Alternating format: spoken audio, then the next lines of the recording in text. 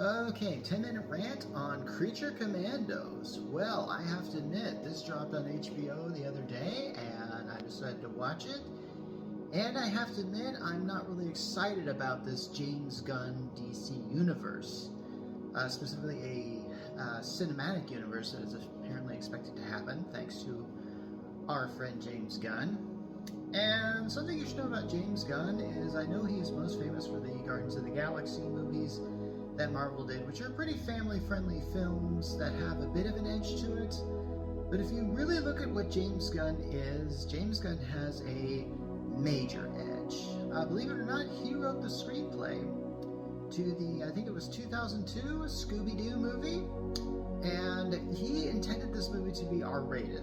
I'm guessing there's probably a very much an R-rated Scooby-Doo script that is out there somewhere that some agent has, that they decided to, that by they I mean Warner Brothers, toned it down to be PG and to make a family-friendly film.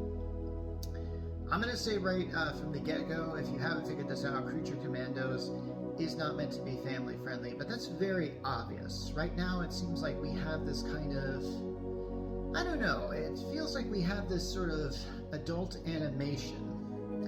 And unfortunately, the thing about adult animation now is it tends to overcompensate. I mean, after all, I was raised in the 70s and 80s, and animation was something that was, it's just for kids. And that's kind of how we liked it, with some exceptions. You know, there was, Ralph Bagashi and other things that were clearly designed for older adults in mind, and even modern day cartoons such as Steven Universe, Gravity Falls, Batman the Animated Series. Okay, maybe that one's not so modern, but they deal with very mature themes, even though that their intended audience is kids.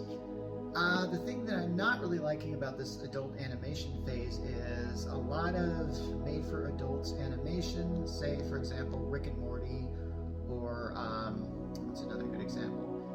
Harley Quinn, a DC animated property, which exists independent of the James Gunn DC universe or whatever. It very much overcompensates on the violence and sexuality, and it basically just says like, yeah, we're adults, yeah, what are you going to do about it? And it feels like you don't really need to do it that way. I mean, there's been a show that's been on for about a decade and a half called Bob's Burgers, which is definitely designed for adults in its animation. I think kids might like it because it doesn't really feature anything that's really too risque, but I have to admit, it deals with very mature themes, and it doesn't have to overcompensate by showing a bunch of violence and sexual stuff to do that. However, this is a show called Creature Commandos. Now, all I know about Creature Commandos is I'm sure it's based on a comic that I could have sworn that when I first heard the term Creature Commandos, back when I was reading comics in the 80s, it was a group of World War II soldiers. And apparently this modern day recreation, which might be inspired by, well, let's face it, if you read comic books, they change all the flippin' time. The DC universe has been rebooted at least like once every decade or something like that. So for all I know, these Creature Commandos are essentially like the Suicide Squad. And apparently this feels like it's supposed to be like a Suicide Squad series. It has pretty much the same setup of the Suicide Squad because, as you know, James Gunn did direct that one, and it was his DC Universe contribution, and it did so well that I believe that DC, the people in charge of the cinematic universe, basically just said, you know what, screw everything we had before, and from now on, pretty much, James, you're in charge. And even then, he's got started by doing not only the Suicide Squad, but he also did Peacemaker, which is incredibly edgy and very much adults-only type affair. And now that technically was supposed to be in the old DC universe, and I think even the Justice League appears on an episode of that.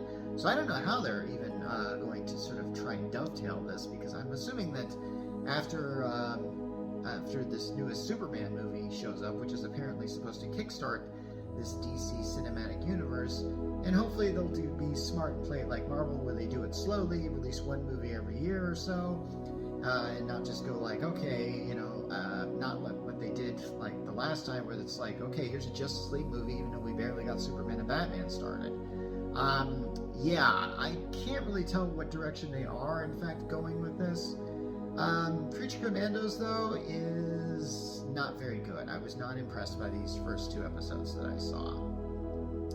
Basically, it sets up this idea that there are these guys that are pretty much held in this prison, and one of them is actually Weasel, who is a character who appeared in the Suicide Squad movie, which feels like a last-minute addition because, I don't know, I would have to do some double-checking to see if Weasel is part of the Creature Commandos in the comic, assuming this is even based on a comic, because, now these days, sometimes they just take something that's comic-like and they just make it a movie out of it, even if there isn't a comic about it. They just do that now. They've been doing that for quite a while. So, and then there's also, like, the Bride of Frankenstein is in this thing. I'm assuming that's a public domain character, so fine, they want to do that. I'm okay with that. This character goes out of their way to be super edgy, and really the only thing that really captivated me was kind of her backstory, in which where Frankenstein's monster has been following her entire life, and they show this montage of him following her, and it's more than a little creepy, but it also is somewhat interesting, and it gives a bit of sympathy for this character, who is kind of very unsympathetic at the very first time we see her. There's also this lady who's like apparently only a water breather. She has like a fishbowl kind of helmet thing. Yeah, I'm not really sure what they're doing with this character. Unlike a lot of the other characters that I kind of recognize, this one I just didn't recognize at all. And then there's this one character known as G.I. Robot, who constantly talks about killing Nazis, and that's really his one joke, and his hand can become a gun at will, and he seems to be doing this hand transformation a lot, and just looking for Nazis to shoot. And I feel like you wouldn't have something like this, would you? I mean, I feel like if we built a robot in World War II that could kill Nazis, wouldn't we reprogram it to serve in, say, Korea or Vietnam? I feel like that would have happened. And he probably would have been programmed to kill, say, the Viet Cong or the enemy in Korea. Something like that. And the fact that he's kind of so one-note is kind of... it just kind of bugs me, honestly. Just kind of like, this is kind of weird. And then, by the way, I think there's like sort of a relative of Rick Flag on this team. If you're not familiar with Rick Flag, he was the leader of the Suicide Squad. He did end up getting killed, a little bit of a spoiler alert, in the original The Suicide Squad movie. And so this is apparently a relative. So here's the deal. In this movie, in the first episodes of the Creature Commandos, they go to a foreign country which is ruled by a dictatorship.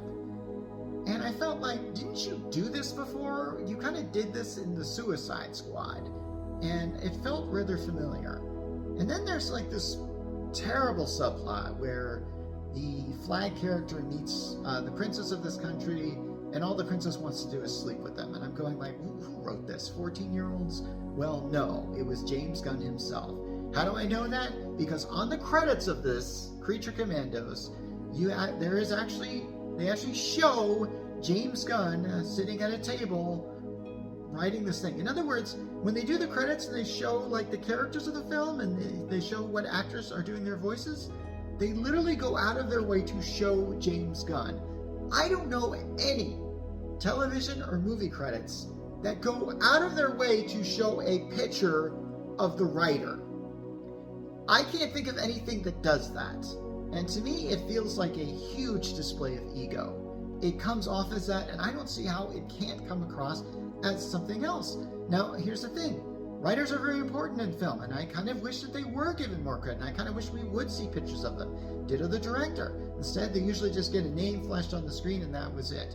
If James Gunn wants to start a new standard, I guess that's good, but honestly, it doesn't come across really well right now. This is probably going to be DC EU canon now, so who knows? Maybe we'll see them meet Superman. I don't know. Anyway, I'm probably not going to watch the rest of this series, so This has been Mark from the Geek Church, signing off a few seconds early.